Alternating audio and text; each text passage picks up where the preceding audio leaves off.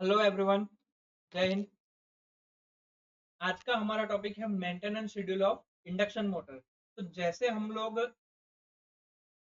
लोग दूसरी मोटर्स का, जैसे हम लोग अदर्स इक्विपमेंट का मेंटेनेंस शेड्यूल करते हैं, उसी तरीके से हमें इंडक्शन मोटर का भी मेंटेनेंस शेड्यूल करना चाहिए, ताकि क्या हो सके कि इंडक्शन मोटर आपको लॉन्ग पीरियड तक आपकी सर्विस दे सके विदाउट एनी ट्रबल। तो ठीक है, तो यहाँ पे कुछ आपको टेबल दिया गया है कि कैसे मेंटेनेंस हमें शेड्यूल करना चाहिए फॉर द इंडक्शन मोटर।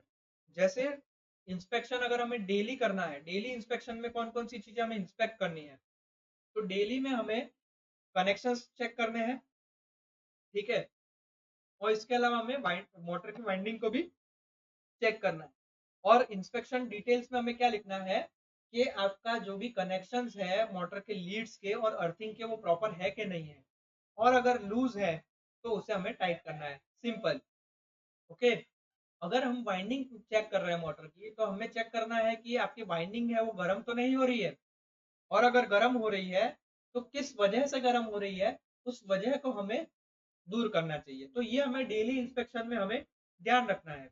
इसके अलावा डेली इंस्पेक्शन में हमें ध्यान रखने वाली क्या है कि कंट्रोल इक्विपमेंट्स हमारे प्रॉपर वर्क कर रहे हैं कि नहीं कर रहे हैं।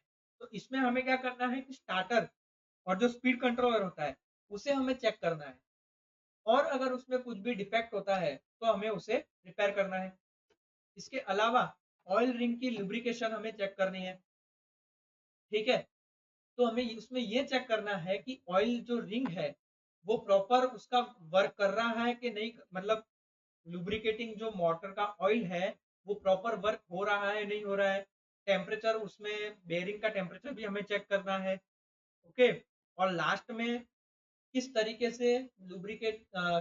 से आपका लास्ट एंड प्ले को हमें भी चेक करना है, ठीक है। और हमें ये भी चेक करना है कि ऑयल की जो आपका लेवल है वो कम तो नहीं हुआ। ओके। और अगर कम हुआ है तो हमें उसे ऐड करना है। तो ये हो गए हमारे को डेली इंस्पेक्शन। तो ये हमें मोटर पे डेली इंस्पेक्शन करना चाहिए, ताकि उसकी जो एफिशिएंसी है वो लॉन्ग टाइम तक, लॉन्ग पीरियड तक आपको बरकरार रहे। इसके अलावा वीकली में अगर हम बात करते हैं, तो वीकली में हमें उसका क्या क्या चेक करना चाहिए। बेल्ट का टेंशन चेक करना चाहिए, एयर गैप का इंस्पेक्शन करना चाहिए, वाइंडिंग की क्लीनिंग करनी चाहिए, स्टार्टर के कॉन्टेक्टर को देखना चाहिए, और ऑयल रिंग में, ऑयल बेरिंग में आपको उसका ऑयल चेक करना चाहिए। तो ये सारी चीज जो है, ये जो इंस्पेक्शन है आपके, वो आपके वीकली में आते हैं। ये आपको वीकली वीकली आपको चेक करना है। उसका बेल का टेंशन चेक करना है, एयर गैप आपको चेक करनी है, ठीक है। और मंथली में, अगर हम मंथली की बात करते हैं, मंथली में हमें क्या चेक करना चाहिए, उसका कंट्रोलर चेक करना चाहिए। कंट्रोलर में आपका क्या करना चाहिए, कंट्रोलर को इंस्पेक्ट करना चाहिए कि कंट्रोलर आपका प्रॉपर वर्क कर रहा है कि नहीं। ओके। देन अगर हमने ऑयल सर्किट ब्रेकर यूज किया है किसी भी मशीन में, तो हमें ऑयल सर्किट ब्रेकर यूज करना, चेक करना चाहिए। हाई स्पीड बेरिंग्स होती है, तो उसमें हमें हाई स्पीड बेरिंग के मतलब देखना चाहिए कि वो हाई स्पीड बेरिंग आपकी डस्टी तो नहीं हो गई है, ठीक है। और अगर डस्टी हो गई है, आपका ऑयल भी अगर आपका ज्यादा डस्टी हो गया है, तो आपको उसे चेंज कर देना चाहिए। और मंथ में एक बार, अगर आपका मोटर है, किसी भी मोटर में अगर आपका ब्रश यूज हो रहे हैं, तो आपका ब्रशेस भी आपको मंथली ही चेक करना है, ठीक है। अगर आप हाफ ईयरली चेकिंग, अगर आपका हाफ ईयरली इंस्पेक्शन हो रहा है, तो हाफ ईयर इंस्पेक्शन में आप क्या करेंगे, बाइंडिंग्स चेक करेंगे, उसकी उसकी स्लिप रिंग्स चेक करेंगे, बॉल बेरिंग को चेक करेंगे, देन ऑयल बेरिंग्स को आप उसे चेक करेंगे। और बाइंडिंग अगर आपकी खराब है तो उसे आप क्लीन करेंगे। स्लिप रिंग में अगर आपका कुछ भी प्रॉब्लम आ रही है तो आप उसे मेंटेन करेंगे, ठीक है। ग्रीस, जो आपके बॉल बेरिंग आपके यूज हो रही है, उसमें आप ग्रीजिंग करेंगे, उसका ग्रीस चेक करेंगे। ओके। और खराब ऑयल को आप रिमूव करेंगे, या फिर आप कह सकते हैं कि बेरिंग्स को, ऑयल को आप रिमूव करके जो ऑयल बेरिंग्स है उसे क्लीन करेंगे विद द पेट्रोल। ओके। और नया नया ऑयल आप उसे उसमें ऐड करेंगे। ये था हाफ ईयरली के लिए आपका इंस्पेक्शन। किसी भी मशीन पे आपको हाफ ईयरली अगर इंस्पेक्शन करना है, तो आप इन इन चीजों का ध्यान रखेंगे। ओके। और अगर आपका ईयरली आपका मेंटेनेंस है, तो आपको क्या करना है, हाई स्पीड बेरिंग का आपको ध्यान रखना है, वाइंडिंग का आपको चेक करना है, मोटर चेक करनी है, उसके स्विच और उसके फ्यूज चेक करने हैं, स्टार्टर ऑयल आपको चेक करना है, इंसुलेशन रेजिस्टेंस आपको चेक करना है, उसका एयर गैप आपको चेक चेक करना है, ओवरलोड और उसकी ब्रेकिंग आपको चेक करनी है, ब्रेकर आपको चेक करना है। तो ये सारी चीजें आपकी क्या है, ईयरली में आपको मेंटेनेंस करना रहेगा। ओके, तो यहाँ पे कुछ इंस्पेक्शन थे जो मैंने आपको डे से लेके ईयरली तक आप अगर आप करते हैं तो आपकी इंडक्शन मोटर या फिर कोई भी मशीन आपका लॉन्ग टर्म तक आपको फुल एफिशिएंसी के साथ आपको आपको वर्क करेगी। ओके, नाउ कुछ रिकॉर्ड्स रखने पड़ते हैं for the maintenance of induction motor. ठीक है, इंडक्शन मोटर में आपको कुछ रिकॉर्ड्स रखने पड़ते हैं फॉर द मेंटेनेंस वर्क। तो उसके लिए कौन कौन से रिकॉर्ड आपको, कौन कौन सी डिटेल आपको देखनी पड़ती है वो देख लेते हैं। जैसे आपका इंसुलेशन रेजिस्टेंस जो आप मेजर करते हैं वो आपको एक रिकॉर्ड रखना पड़ता है इसका। एयर गैप का मेजरमेंट का रिकॉर्ड रखना पड़ता है। किस टाइप की रिपेयरिंग आपने करी है उसका भी मेंटेनेंस, उसका रिकॉर्ड आपको रखना पड़ता है। दो रिपेयरिंग के बीच में आपका इतना टाइम चला गया वो भी आपको एक रिकॉर्ड में रखना पड़ता है। ठीक है, और अगर कुछ नेसेसरी फाउंड होता है तो उसकी भी डिटेल आपको रिकॉर्ड में रखनी पड़ती है। तो ये जो रिकॉर्ड रखने का है, मेंटेनेंस का रिकॉर्ड रखना है, ये आपको बताता है कि आपका मशीन कितना मेंटेन हुआ है, और अगर उसमें कुछ प्रॉब्लम आती है तो आपका किस तरीके से आप उसे ओवरकम कर सकते हैं। ओके, जैसे आप गाड़ी खरीदते हैं तो बाइक खरीदते हैं या फिर कुछ भी फोर व्हीलर खरीदते हैं तो आपका फर्स्ट मंथ के बाद आपकी पहली सर्विस आ जाती है। देन 2 महीना वेट करने के बाद वापस उसकी सर्विस आ जाती है। तो ऐसे आपको सर्विसिंग मशीन गाड़ी की हो या मशीन की हो, आपको सर्विसिंग उसका मेंटेनेंस उसका करना पड़ता है ताकि उसकी एफिशिएंसी बरकरार रहे। ठीक है, इसके अलावा आपको ओवरहॉलिंग जो मशीन में होता है वो किस तरीके से होता है, वो आपको किस तरीके से उसे ओवरकम करना है, तो वो भी आपको मैन्युफैक्चरर के रिकमेंडेशन को आपको दिया जाता है कि ओवरहाउलिंग को आप क्या करते हैं। ओवरहाउलिंग में आपको कौन कौन से पॉइंट्स आपको माइंड में रखने हैं जब आपकी इंडक्शन मोटर आपकी ओवरहोलिंग हो रही है। तो उसमें क्या करना है आपको, ये चीजें आपको ध्यान रखनी है। कुछ पॉइंट्स हैं उसमें आपको क्या क्या ध्यान रखना है। मोटर को आपको ओपन करना है विदाउट यूजिंग एक्सेसिव फोर्स। ठीक है, और आपको क्या करना है, use the bearing puller to remove the bearing from the shaft. दूसरा पॉइंट आपको क्या ध्यान रखना है, डर्ट और ऑयल को आपको क्लीन करना है, और जो भी आपके पार्ट्स हैं तो उस पे आपको साफ सफाई करनी है with the using of brush, blower या फिर एयर कंप्रेसर के थ्रू। ठीक है, और सम किसी भी पार्ट्स को आपको पेट्रोल के साथ आपको क्लीन करना है। ठीक है, with the few drops of petrol. Okay, इसके अलावा आपको क्या ध्यान रखना है कि सारे पार्ट्स जो है उसका वियर और टीयर, यानी खिंचाव और तनाव जो बोलते हैं जब जिसे हम, वो हमें ध्यान रखना है, और अगर नेसेसरी है, रिप्लेस करना जरूरी है, तो हम उसे रिप्लेस भी कर देते हैं। इंसुलेशन रेजिस्टेंस हम लोग मेजर करते हैं ओवरऑलिंग कंडीशन में।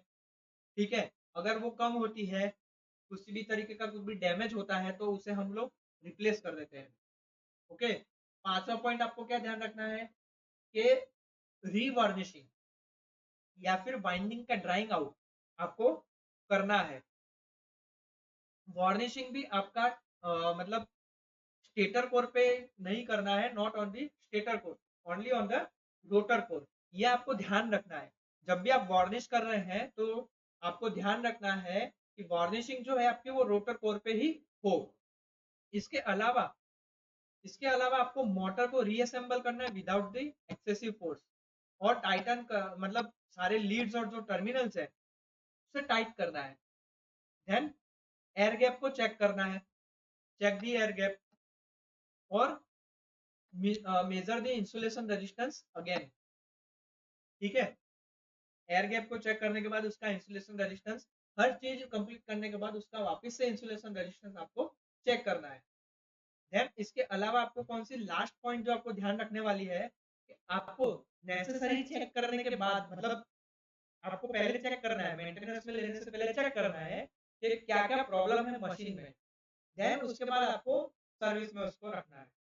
ओके, तो ये कुछ पॉइंट्स थे जो आपको माइंड में रखने हैं जब इंडक्शन मोटर ओवरहॉलिंग कर रही हो तब। Okay, now noise produce in electrical rotating machine, यानी मशीन में जो नॉइज कैसे प्रोड्यूस हो रहा है। तो डिफरेंट सोर्सेज हैं। नॉइज कब प्रोड्यूस होता है, जब आपका कूलिंग एयर जो आपके पास होती है मशीन में और बाहर आती है, तब भी आपका एक नॉइज प्रोड्यूस हो रहा है। ओके, तो ये जो नॉइज का लेवल है हम इसे रिड्यूस करते हैं by the properly designing of the fan blades, और या फिर हम लोग joining silencer in the inlet और आउटलेट, ताकि क्या हो सके, क्लोज सर्किट वेंटिलेशन हो सके और नॉइज कम हो सके। ओके, नॉइज दूसरा हमारा प्रोड्यूस होता है due to the magnetic effect. Magnetic effect में क्या होता है कि एयर गैप की जो फ्लक्स डेंसिटी होती है वो आपकी चेंज होती है due to the open slot पर पोल, जो हमारा नॉइज प्रोड्यूस करता है। ओके, तो हमें क्या करना है इस नॉइज प्रोडक्शन में रिड्यूस करने के लिए, हमें क्या करना है, एयर गैप जो है वो हमें यूनिफॉर्म रखना है, जितना हो सके उतने यूनिफॉर्म रखना है, ताकि नॉइज की जो इफेक्ट है वो हमारी कम हो सके। ओके, नाउ नॉइज मेजरमेंट किस तरीके से होता है, तो उसके लिए हम लोग डिफरेंट साउंड मीटर्स यूज करते हैं।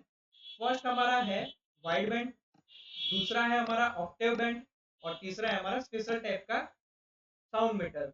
ओके, तो नॉइज लेवल आपकी डिपेंड करती है किस पे, distance of measurement from the source of noise. जैसे इलेक्ट्रिकल मशीन में आपका जो नॉइज मेजर्ड होता है वो कितने मीटर से होता है, 1 मीटर से होता है। किसी भी शाफ्ट के 1 मीटर के बाद में आपका कितना नॉइज प्रोड्यूस हो रहा है, तो वो आपका इलेक्ट्रिकल मशीन में आप उसको नॉइज लेवल को चेक करते हैं इस तरीके से। ओके, अपर लिमिट कितनी है साउंड लेवल की, नो लोड पे आपका अपर लिमिट है कि आपका किस टाइप का एंक्लोजर यूज हुआ है, किस टाइप की आपकी स्पीड है मोटर की, और कितने किलोवाट रेटिंग की है, उसके उसके ऊपर आपका डिपेंडेंट है कि आपका मशीन का अपर लिमिट कितनी है साउंड लेवल की। ओके, नो लोड कंडीशन पे ये आपको ध्यान रखना है। इलेक्ट्रिकल मशीन्स में आपकी नॉइज प्रोड्यूस होती है तीन वजह से। एक होती है आपकी मैग्नेटोस्ट्रिक्शन इफेक्ट, एक होती है उसकी एरोडायनेमिक्स, और तीसरा होता है उसका बेयरिंग। एरोडायनेमिक्स जो होता है वो किस चीज पे डिपेंड करता है, वो आपकी स्पीड पे डिपेंड करता है। ठीक है, और बेयरिंग्स के कारण भी आपका नॉइज नॉइज जो है प्रोड्यूस होता है। तो बेयरिंग्स की जो नॉइज है वो किस पे डिपेंड करती है आपकी, वो कितने किलोवाट रेटिंग की आपकी मशीन है वो उसके ऊपर डिपेंड करती है। ओके, तो मैक्सिमम नॉइज अगर आपका कौन सी मशीन में आता है, तो वो आपका ओपन वेंटिलेशन टाइप मशीन में आता है, जबकि मिनिमम नॉइज जो है वो आपका टोटली एनक्लोज मशीन में आता है। ये ध्यान रखने वाली बात है। ओके, कुछ मेथड्स हैं जो हम डीसी मशीन में उसका नॉइज रिड्यूस कर सकते हैं। जैसे मेथड नंबर 1 क्या है, increasing the number of armature slot. Okay, armature slot अगर हम बढ़ा देते हैं, अगर हमारा आर्मेचर स्लॉट मान लेते हैं, हमारा आर्मेचर स्लॉट है वो हमारा 4 का ही है, आर्मेचर स्लॉट हमारे उसमें स्लॉट 4 ही है। इसका मतलब क्या होगा, जो स्टेटर और रोटर है, ओके, स्टेटर और रोटर के बीच में जो हमारा एयर गैप है वो एयर गैप हमारा यूनिफॉर्म नहीं रहेगा, और अगर वो यूनिफॉर्म नहीं रहेगा तो हमारा नॉइज प्रोड्यूस होगा। इसीलिए आर्मेचर स्लॉट को हम बढ़ा देते हैं ताकि क्या हो सके, जो एयर गैप है between the stator and rotor वो हमारा यूनिफॉर्म रह सके, ताकि नॉइज कम प्रोड्यूस हो। देन दूसरा क्या है, by screwing the armature slot. Armature slot को हम स्क्रू करके स्क्यूइंग करके हम क्या करते हैं, नॉइज रिड्यूस करते हैं। देन तीसरा क्या है हमारा, डिक्रीजिंग द मैग्नेटिक लोडिंग। चौथा है हमारा by braiding the pole gap. जैसे एग्जांपल में हम लोग एयर गैप को इंक्रीज करके एट द एंड्स, और एयर गैप को लेस करके हम क्या करते हैं, नॉइज को रिड्यूस करते हैं। ठीक है, देन फिफ्थ फिफ्थ क्या है मेथड हमारी, increasing the air gap. Then six क्या है हमारी, making use of semi close और close slot for the compensating winding. तो ये कुछ मेथड्स ही हमारी डीसी मशीन को डीसी मशीन में नॉइस को रिड्यूस करने के लिए। ओके, नाउ कुछ पॉइंट्स हैं जो हमें याद रखने हैं for the long life of machine. किसी भी मशीन की लॉन्ग लाइफ के लिए हमें कुछ पॉइंट्स याद रखने हैं। जैसे पहला पॉइंट क्या है कि ओवरलोडिंग पे, मतलब ज्यादा लंबे ड्यूरेशन के लिए किसी भी मशीन को, किसी भी मोटर को ओवरलोड कंडीशन में हमें नहीं चलाना चाहिए, ताकि क्या हो सके, उसमें हीट कम जनरेट हो और मशीन के इंसुलेशन को कम नुकसान हो। ओके, जो हम लोग फ्यूज, दूसरा पॉइंट क्या है, जो हम लोग फ्यूज यूज कर रहे हैं हर एक फेज, मोटर के फेज के लिए, तो वो एक प्रॉपर रेटिंग का होना चाहिए। ठीक है। थर्ड पॉइंट क्या है हमारा, ओवर वोल्टेज डिफरेंशियल रिले, या फिर आप कह सकते हैं अंडर वोल्टेज डिफरेंशियल रिले को हमें अप्रोप्रिएट टाइप का, उसकी रेटिंग का और उसकी साइज का भी ध्यान रखना चाहिए। ठीक है, तो हमें इस तरीके से ओवर वोल्टेज डिफरेंशियल रिले को यूज करना चाहिए। देन फोर्थ पॉइंट क्या है, बेरिंग जो है, मशीन की जो बेरिंग है, मोटर की जो बेरिंग है, उसे हमें टाइम टू टाइम चेक करना चाहिए और उसे अप्रोप्रिएटली हमें यूज करना चाहिए। ओके, फिफ्थ पॉइंट है हमारा, मोटर का इंसुलेशन रेजिस्टेंस चेक करते रहना चाहिए टाइम टू टाइम। ठीक है। सिक्स पॉइंट और मोस्ट इंपॉर्टेंट, कभी भी मोटर को, अगर आपकी थ्री फेज इंडक्शन मोटर है तो हमारी मोटर को दो फेज पे कभी भी नहीं चलाना चाहिए। Never run motor on a two phases. Okay, most important point. सातवां पॉइंट है, अगर वाइंडिंग आपकी डेल्टा कनेक्टेड है किसी मोटर की, तो स्टार्टर जो है वो आपका स्टार कनेक्शन का होना चाहिए। ओके। आठवां है हमारा, एयर वेंटिलेशन और कूलिंग सिस्टम को हमें चेक करते रहना चाहिए time to time. Okay. Then नौवा पॉइंट है हमारा, लुब्रिकेट करना चाहिए हमें बेरिंग को एट द रेगुलर इंटरवल, ताकि क्या हो सके, हमारा मशीन की जो लाइफ है वो बढ़ सके। 11वां पॉइंट क्या है कि मशीन का अर्थिंग आपका अप्रोप्रिएट होना चाहिए। तो इसके लिए हमें क्या करना चाहिए, टाइम टू टाइम उसे चेक करते रहना चाहिए। 12वां पॉइंट क्या है, प्रॉपर कनेक्शन होना चाहिए बिटवीन दी स्लिप रिंग्स और ब्रशेस। तो हमें क्या करना है, स्लिप रिंग और ब्रशेस के कनेक्शन को प्रॉपर करना चाहिए। अगर वो लूज हो गए हैं तो उसे टाइट कर देना चाहिए। ओके, तो ये कुछ आपके पॉइंट्स थे जो आपको ध्यान रखने हैं अगर आपको मशीन को लॉन्ग लाइफ आपको चलाना है तो। ओके, नाउ लास्ट टॉपिक है हमारा सिंक्रोनस मशीन का कमीशनिंग। जैसे हमने अदर मशीन का कमीशनिंग किया, ट्रांसफार्मर का कमीशनिंग किया, वैसे ही हमें सिंक्रोनस मशीन का किस तरीके से और क्या पॉइंट हमें ध्यान रखने हैं और किस तरीके से उसका कमीशनिंग किया जाता है वो हमें देखना है। तो अगर आपका सिंगल आइसोलेटेड मशीन, अगर आप जनरेटर के तौर पे यूज कर रहे हैं उसे, तो उसका कमीशनिंग कैसे करते हैं। तो क्या करना चाहिए, सबसे पहला पॉइंट हमें क्या करना चाहिए, जो भी आपके सर्किट ब्रेकर्स हैं और आइसोलेटर्स हैं उसे आपको ओपन कंडीशन में रखना चाहिए। ओके, आपने कनेक्ट तो कर दिया, जनरेटर आपने कनेक्ट कर दिया, देन आपको क्या करना है, first close the isolator, isolator को क्लोज करना है। ठीक है।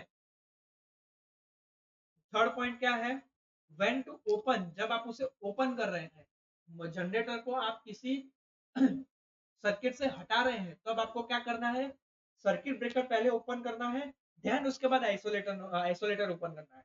लेकिन जब आप किसी जनरेटर को आप वर्किंग सर्किट में ला रहे हैं, तो अब क्या करना है, आपको पहले आइसोलेटर बंद करना है, देन उसके बाद सर्किट ब्रेकर बंद करना है। ओके, ये दोनों आपका डिफरेंट कंडीशन थी, ये आपको ध्यान रखनी है। ओके, टू स्टार्ट विथ, मतलब स्टार्ट करने के लिए हमें क्या करना है, सर्किट ब्रेकर को ओपन करना है सर। ठीक है, आइसोलेटर को क्लोज करना है, देन उसके बाद क्या करना है, वोल्टेज रेगुलेटर को आपको ऑटो पोजीशन पे लाना है। उसके बाद फोर्थ पॉइंट है, आपको प्राइम मूवर को स्टार्ट करना है, स्टार्ट दी प्राइम मूवर। ये जो आपके पॉइंट्स हैं 1 से लेकर 8, ये अब आपका क्या है कि किसी जनरेटर को आप वर्किंग कंडीशन में ला रहे हैं, ठीक है, तब आपका यूज होता है। देन पांचवा पॉइंट क्या है आपका, adjust the proper speed of prime mover. छठा पॉइंट है, आपको फ्रीक्वेंसी एडजस्ट करनी है with the governor control switch. Then सातवां पॉइंट क्या है, adjust the rated voltage by the voltage regulator. और आठवां पॉइंट क्या है, close the circuit breaker by necessary provisions. Okay, ये था आपका single isolated machine as a generator. Now दूसरा है for starting alternator and put to line on बस बार, यानी सिंक्रोनाइजेशन करना।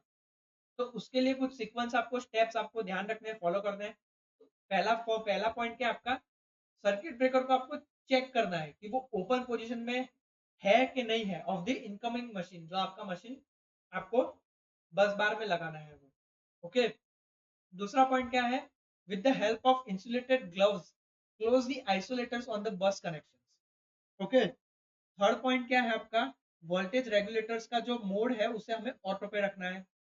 फोर्थ पॉइंट क्या है आपका, प्राइम मूवर को स्टार्ट करना है सो दैट मशीन आपकी रोटेट करना स्टार्ट कर देवे। और आपको पांचवा पॉइंट क्या ध्यान रखना है, स्पीड को आपको एडजस्ट करना है। ओके, छठा पॉइंट आपको ध्यान रखने वाली बात क्या है, जो आपकी मशीन है उसकी फ्रीक्वेंसी को आपको कंट्रोल करना है बाय द गवर्नर कंट्रोल। ठीक है, देन वोल्टेज को एडजस्ट करना है। बस बार जितने वोल्टेज लाने के लिए आपको क्या करना है, मशीन को किसी भी जनरेटर को अगर सिंक्रोनाइज करना है बस बार के साथ, तो जितना बस बार में वोल्टेज है उतना ही वोल्टेज आपका आउटपुट में होना चाहिए किसी उसके मशीन में। तो वो भी आपको वोल्टेज रेगुलेटर के थ्रू आपको क्या करना है, उसे एडजस्ट करना है। देन आठवां पॉइंट आपको क्या ध्यान रखना है कि सिंक्रोस्कोप पे आपको रीडिंग ऑब्जर्व करने हैं कि आपका सिंक्रोस्कोप है वो फास्ट है कि स्लो है, वो आपको ध्यान रखना है। अगर आपका सिंक्रोस्कोप का रीडिंग 0 है तो क्या करना है, सर्किट ब्रेकर को आपको ऑन करना है। ठीक है, देन उसके बाद आपको क्या करना है, turn off the synchroscope switch. Okay, तो ये 10 पॉइंट है जो आपको ध्यान रखने हैं जब भी आप किसी अल्टरनेटर को बस बार के साथ आप लोग सिंक्रोनाइज कर रहे हैं तब। ओके, तो ये था हमारा last topic, maintenance schedule of induction motor.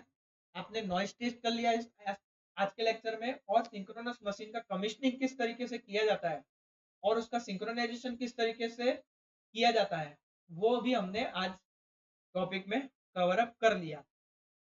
Now next lecture में जब हम मिलेंगे तब हम लोग न्यू चैप्टर स्टार्ट करेंगे।